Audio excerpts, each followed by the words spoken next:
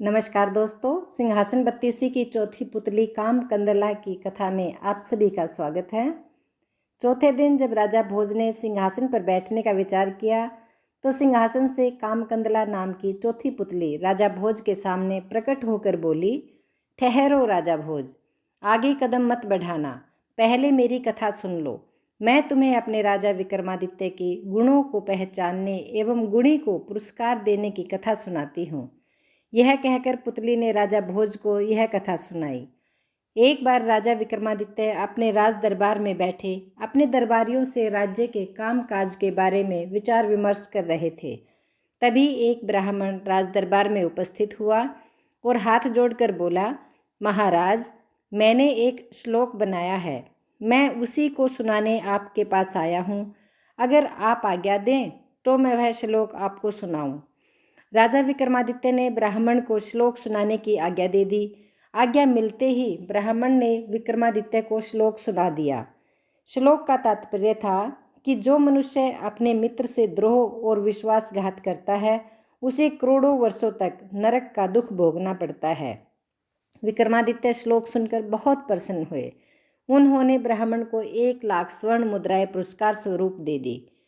ब्राह्मण जब पुरस्कार की राशि लेकर जाने लगा तो विक्रमादित्य ने उसे रोकते हुए कहा, ब्राह्मण श्रेष्ठ, तुम्हारा श्लोक तो बहुत अच्छा था, लेकिन मैं इस बात को कैसे मान लूं कि मित्र से द्रोह और विश्वासघात करने वाले को करोड़ों वर्षों तक नरक में दुख भोगना पड़ता है।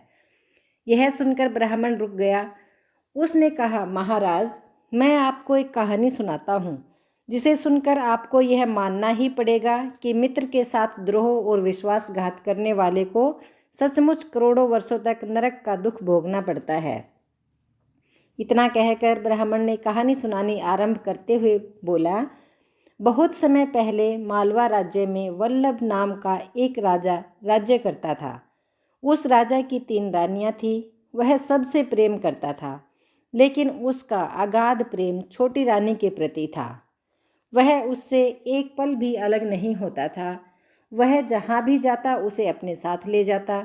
उस रानी से उसका एक पुत्र था। राजा बड़ा मूर्ख था। मूर्ख होने के साथ साथ वह बड़ा शक्की भी था।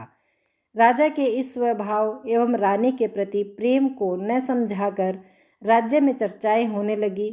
चर्चाओं का विषय क्योंकि राजा था, इस कारण दरबारियों में से एक ने राजा से कहा, महाराज, छोटी रानी के प्रति आपके इतने आकर्षण को देखकर राज्य में चर्चाएं हो रही हैं कि राजा को अपनी छोटी रानी पर विश्वास नहीं है, इसलिए राजा उसे हमेशा अपनी आंखों के सामने रखता है, कभी भी अकेले नहीं छोड़ता।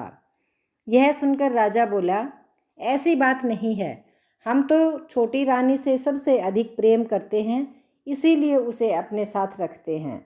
अविश्वास जैसी कोई भावना हमारे मन में नहीं है। दरबारी बोला, महाराज, आपका कहना ठीक है, लेकिन जनता के बीच जो चर्चाएं हैं उनसे बचने का केवल एक ही उपाय है कि आप छोटी रानी का एक चित्र बनाकर अपने पास रखें। इस प्रकार आपकी आंखों से छोटी रानी कभी ओझल नहीं होंगी तथा जनता का मुंह भी बंद हो जाएगा। राजा को दरबारी की बात जच गई। उसने अपने राज्य से सबसे योग्य और गुणी चित्रकार को बुलाने का आदेश दे दिया। चित्रकार के आने पर राजा ने उसे रानी का एक सुंदर चित्र बनाने को कहा।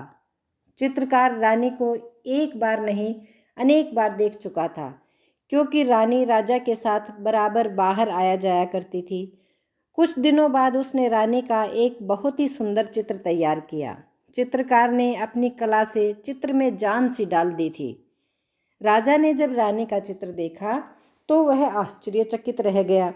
वह मूर्ख और शक्की तो था ही, उसके मन में संदेह भी पैदा हो उठा।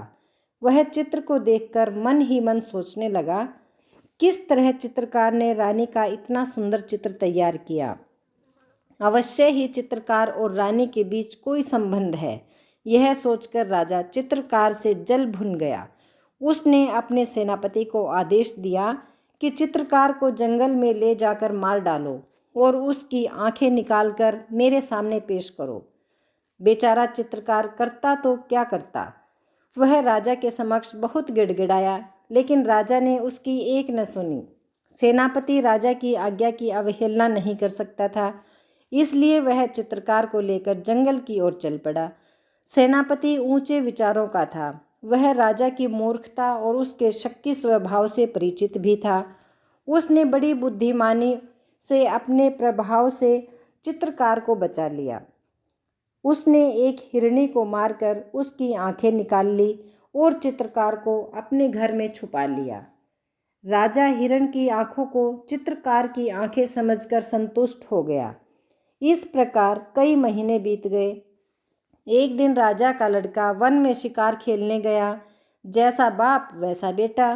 बाप की तरह उसकी भी रग रग में कायरता और मूर्खता समाई हुई थी। वह शिकार खेलते खेलते जंगल में काफ़ी दूर निकल गया। तभी उसने एक शेर की गर्जना सुनी। डर के मारे उसके प्राण निकलने लगे। वह झट से एक पेड़ पर चढ़ गया। संयोग की बात, पेड़ पर पहले से ही एक रीछ शेर के डर से बैठा हुआ था। शेर उस पेड़ के नीचे आकर बैठ गया और दोनों के उतरने की प्रतीक्षा करने लगा। पूरा दिन बीत गया, लेकिन शेर पेड़ के नीचे ही बैठा रहा। वह वहाँ से हिला तक नहीं। रात में रीछ ने राजकुमार से कहा, शेर हम दोनों का शत्रु है। हम दोनों को रात पेड़ पर ही काटनी पड़ेगी। बिना सोए काम कैसे चलेगा? उधर शेर पर भी निगाह रखनी होगी। इसलिए आधी रात तक तुम सोओ और मैं पहरा दूं, और उसके बाद आधी रात तक मैं सोऊं, तुम पहरा दो। इस प्रकार एक दूसरे की रक्षा करते हुए हम आराम भी कर लेंगे। राजकुमार रीछ की बात मान गया। जब राजकुमार गहरी नींद में खर्राटे भरने लगा तो पेड़ के नीचे बैठा शेर बोला, रीछ, लगता है राजकुमार सो गया है। आओ हम दोनों इस अवसर का लाभ उठाएं, क्योंकि राजकुमार मनुष्य है और हम तुम जंगल के जीव हैं। राजकुमार हमारा शत्रु है, इसलिए तुम राजकुमार को नीचे धकेल दो और स्वयं भी नीचे आ जाओ। हम दोनों उसे खाकर अपनी भूख मिटाएंगे। लेकिन रीछ ने शेर की बात नहीं मानी। उसने कहा, राजकुमार मुझ पर विश्वास करके सो रहा है। वह चाहे जो हो, पर इस समय मेरा मित्र है। मैं मित्र के साथ विश्वासघात नहीं कर सकता। तब तक आधी रात बीत चुकी थी। रीछ ने राजकुमार को जगाया और खुद सो गया। शेर ने रीछ को सोते देखकर राजकुमार से कहा, राजकुमार, मैं रीछ दोनों शत्रु हैं। यदि तुम मेरी बात मान लो तो तुम हम दोनों से बच सकते हो। राजकुमार ने पूछा, बताओ क्या बात है? शेर ने कहा, तुम रीछ को नीचे धकेल दो, मैं उसे खाकर चला जाऊंगा। तुम पेड़ से नीचे उतरकर अपने घर चले जाना। राजकुमार शेर की बात मान गया। उसने सोचा कि शेर वास्तव में ठीक कह रहा है। यह सोचकर उसने रीछ को धक्का दे दिया। जब रीछ नीचे की ओर गिरा तो उसकी नींद खुल गई और वह जल्दी से वृक्ष की एक टहनी पकड़कर लटक गया। राजकुमार के विश्वासघात से रीछ क्रोधित होकर बोला, दुष्ट, मैंने जानवर होकर तेरी रक्षा की और तूने मनुष्य होकर मेरे साथ विश्वासघात किया। यदि मैं चाहूँ तो तुझे तेरे पापों की भरपूर सजा दे सकता हूँ। रीछ की बात सुनकर राजकुमार घबरा गया। तब रीछ ने कहा, घबरा मत, मैं अपने वचन से नहीं फिरूंगा।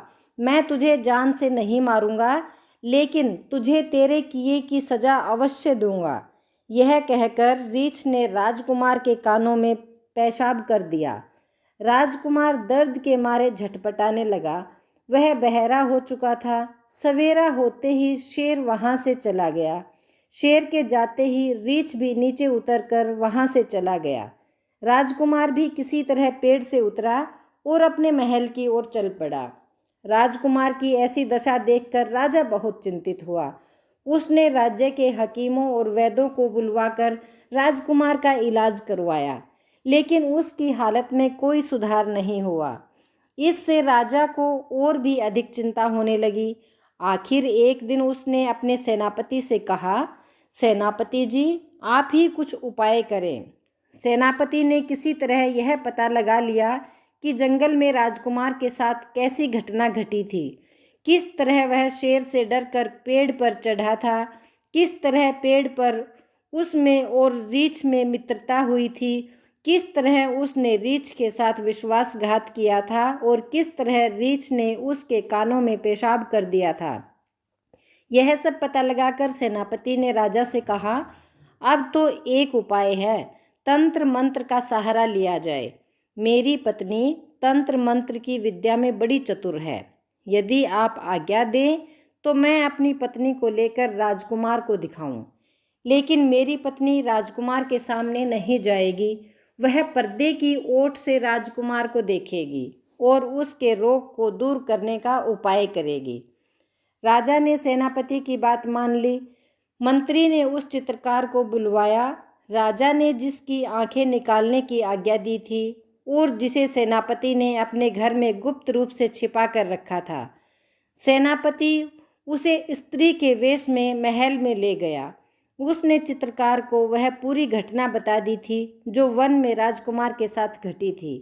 महल में चित्रकार रूपी सेनापति की पत्नी को एक पर्दे के भीतर रखा गया। पर्दे के बाहर राजकुमार, राजा, सेनापति और रानी सभी थे। पर्दे के भीतर सेनापति की पत्नी ने कहा, राजकुमार, तुम्हें जो रोग है वह रोग नहीं, मित्र के साथ धोखा करने का पाप है। तुमने अपने मित्र रीछ के साथ विश्वासघात करके बहुत बड़ा पाप किया है। जब तक तुम उसके सामने अपने पाप का प्रायश्चित स्वीकार नहीं करोगे, कभी ठीक नहीं हो सकते। यह सुनकर राजकुमार बोला, हाँ, यह बिल्कुल सही बात है। मैंने अविश्वास के कारण ही अपनी यह हालत कर ली। राजकुमार के बोलने और सचेत होने से उसे बड़ी प्रसन्नता हुई कि उसका बेटा ठीक हो गया है। लेकिन उसके मन में यह सवाल भी पैदा हो उठा कि सेनापति की पत्नी ने यह सब कैसे जाना।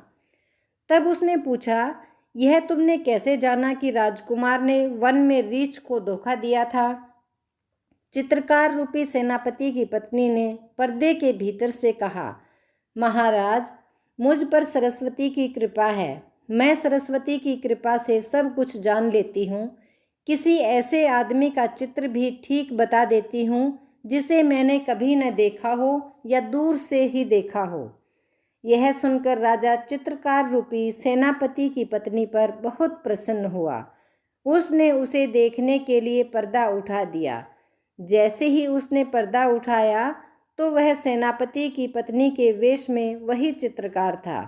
यह देखकर राजा बड़ा शर्मिंदा हुआ और उसने प्रण किया कि बिना खोजबीन के केवल शक की निगाह पर किसी को दंड नहीं दिया जा सकता। उसने चित्रकार की स्पष्टवादिता से प्रसन्न होकर उसको बहुत सारा धन देकर विदा किया। विक्रमादित्य को यह कथा सुनाकर ब्राह्मण चुप हो गया। विक्रमादित्य ने प्रसन्न होकर उसे 12 गांव इनाम में दे दिए। विक्रमादित्य की दानशीलता की कथा सुनाकर पुतली बोली, सुना राजा भोज तुमने? सिर्फ एक कहानी सुनने के लिए ही विक्रमादित्य ने ब्राह्मण को 12 गांव इनाम में दे दिए। अगर तुमने कभी ऐसा दान किया हो तो तुम सिंहासन पर बैठ सकते हो, अन्यथा नहीं। यह कहकर पुतली अदृश्य होकर अपने स्थान में समा गई और राजा भोज कुछ कहे बिना अपने महल में चले गए। तो ये थी आज की कहानी। कहानी आपको कैसी लगी? पसंद आई हो तो इसे लाइक और शेयर ज़रूर करें और सिंहासन बत्तीसी की और कहानियों के लिए मेरे चैनल को ज़रूर सब्सक्राइब कर लें। धन्यवाद।